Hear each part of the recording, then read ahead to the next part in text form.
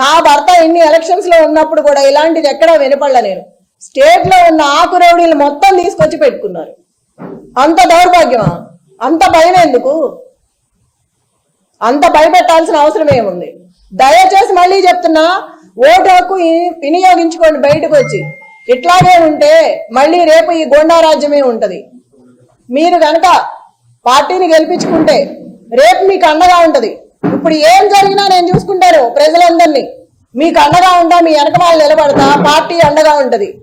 ఏదైనా సరే 13వ తారీఖు వరకు ఎంత ఇబ్బంది అయినా పెట్టండి, ఎంతైనా భయపెట్టండి, కానీ 14వ తారీఖు తర్వాత మాత్రం మాదే. అప్పుడు చెప్తాం ఒక్కొక్కళ్ళ పని ఎవడేంటనేది. అప్పుడు చూసుకుంటాను నేను. ఎవరేం చేశారో వాడు గుర్తుపెట్టుకుంటాను. పనికి మాలిన ఆకురౌడీ కూడా నోరెత్తి మాట్లాడుతున్నాడు ఇవాళ. పోలీసులు కూడా మహిళలను చూడకోకుండా ఎట్లా పడితే అట్లా మాట్లాడుతున్నారు. ఇందాక ఎవరు అతని పేరు? సురేష్ యాదవ్ ఎంత వల్గర్ గా మాట్లాడుతున్నాడు అంటే లేడీస్ అనుకోండి లేకుండా పిచ్చి పిచ్చిగా మాట్లాడుతున్నాడు. ఎన్నికల కమిషనర్ కి నేను ఒక్కడే విజ్ఞప్తి చేసుకుంటున్నాను, ఒక మహిళగా మిమ్మల్ని అడుగుతున్నా నేను. ఎంత చేస్తుంటే కూడా మీరు చూస్తూ కూడా ఊరుకున్నారు. ఒక మహిళను ఇట్లా చేస్తుంటే మీకు ఇప్పటికే తెలిసి ఉంటాయి అన్ని. నేను దయచేసి మిమ్మల్ని అడుగుతున్నాను, ఒక కోరిక కోరుతున్నాను.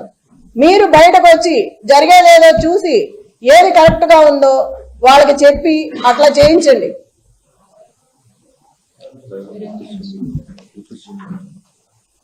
ఈ బట్టి విక్రమార్క మొత్తం జూబ్లీ హిల్స్ అంతా రౌండ్లు వేస్తున్నాడు. అవసరం ఏంటి? ఎమ్మెల్యే ఎవరు పేరిందా కూర్చొని ఉన్నాడు టేబుల్ దగ్గర? ఐలయ్య. అతనికి ఏం పని టేబుల్ దగ్గర? చిటీలు ఇవ్వడం అవన్నీ అతనికి ఏం అవసరం? అసలుకి వీళ్ళందరూ రావాల్సిన అవసరం ఏంటి? విప్పులు కానీ, ఎమ్మెల్యేలు కానీ, మినిస్టర్లు కానీ వీళ్ళందరూ రాత్రి నుంచే తిరుగుతున్నారు. అవసరం ఏంటి జూబ్లీ హిల్స్ లో వీళ్ళకి? లోకల్ నాన్ లోకల్ మాట్లాడుతున్నారు. మరి రజియా ఇంటికి వెళ్ళి బోరబండ్లో సైట్ 3లో ఆ అమ్మాయి కూర్చుందని గట్టిగా మాట్లాడుతుందని ఇంటికి వెళ్ళి గొడవ చేశారు రౌడీలాగా పోలీసులు.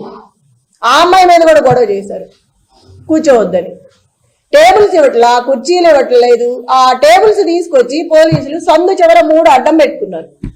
అవి ఎవరికి అవసరం? వాళ్ళ దగ్గర లాక్కొచ్చి మీరు ఎందుకు వేసుకోవాలి? ఆ కుర్చీలన్నీ విసిరేసి వాళ్ళు ఎట్లా కూర్చుంటారు? నైట్ అవుతుందో ఎంత టైం అవుతుందో తెలియదు. మహిళలు ఉన్నారు, ప్రెగ్నెన్సీ ఉన్నారు. అక్కడ అంతమంది జనాన్ని భయపెట్టి టేబుల్స్ తెచ్చి బయటకు వేసుకోవాల్సిన అవసరం ఏంటి? ఇంత దౌర్జన్యమా? పోలీసులకు కూడా ఉండాలి కదా, మనం ఏం చేస్తున్నాము, ఇది తప్ప ఒప్ప అని తెలియదా? చిన్నపిల్లలేం కాదు కదా.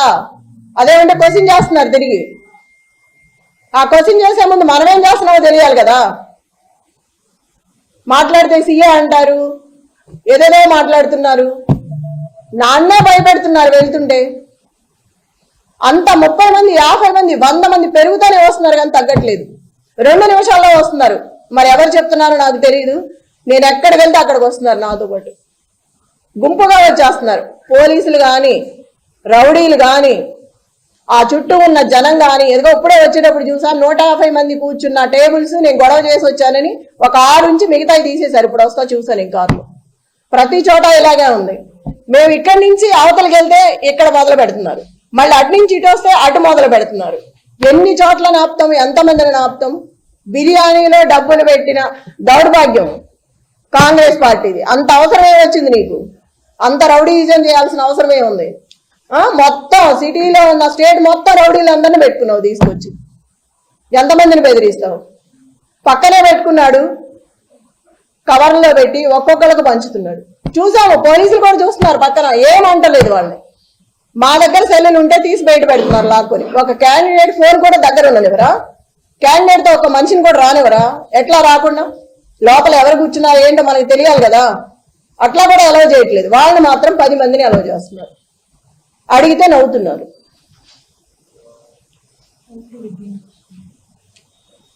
రిగ్గింగ్ చేస్తున్నారు. ఇప్పుడు వచ్చే ఆ మహిళను కూడా కరెంటు బిల్లు తీసుకురమ్మని వెనక్కి పంపించారు. ఎంత అన్యాయం! భయపెట్టి కరెంటు బిల్లు అవసరమా మనకు ఓటేయడానికి? మా అమ్మాయికి తెలియదు, అమాయకురాలు నిజమే అనుకుని వెళ్తుంది కరెంటు బిల్లు తేవటానికి.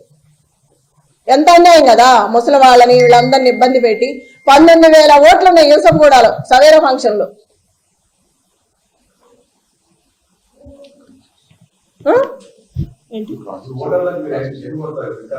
వికలాంగులకి ఎన్ని పెట్టాలి? వీల్ చైర్స్ మనం 19,000 మంది అంటే ఎన్ని పెడతాము? 10 బూతులు ఉన్నాయి వికలాంగులకి. రెండు ఉన్నాయి అక్కడ. ఆ రెండిట్లో ఎంతమంది అని లోపలికి వస్తారు, ఎంతమందిని అని తీసుకొస్తారు, ఓటింగ్ ఎప్పుడే ఎంచుకుంటాము? ఇది ఎంత అన్యాయం చెప్పండి. ఇటు నుంచి ఇటు వస్తే ఇటు వెళ్తున్నారు, అటు నుంచి ఇటు వస్తే అటు వెళ్తున్నారు. ఎంతమందిని ఆపుతాము? ఎంతమంది రౌడీలు, ఎంతమంది గుండాలు అక్కడ? ఫస్ట్ టైం చూస్తున్నాం సిటీలో ఇట్లా. రేపు నుంచి జనాలనే బతకనిస్తారు వీళ్ళు ఇంత అన్యాయంగా. అధిష్టానం అంతా ఆడవైపే ఉంది, సపోర్ట్ ఉంది, ఎవ్వరూ లేరు. బీఆర్ఎస్ పార్టీ అంటే గొడవే చేస్తున్నారు కానీ ఒక్కళ్ళు కూడా అలౌ చేయట్లేదు. టేబుల్స్ ఇట్లా, కుర్చీలు ఇట్లా. ఎవరికి చెప్పాలి? వాళ్లే ఇలా ఉంటే అధికార పార్టీ ఎవరికి చెప్తాం మనం? ఎవరు కంప్లైంట్ తీసుకోవట్లేదు ఇచ్చినా కూడా.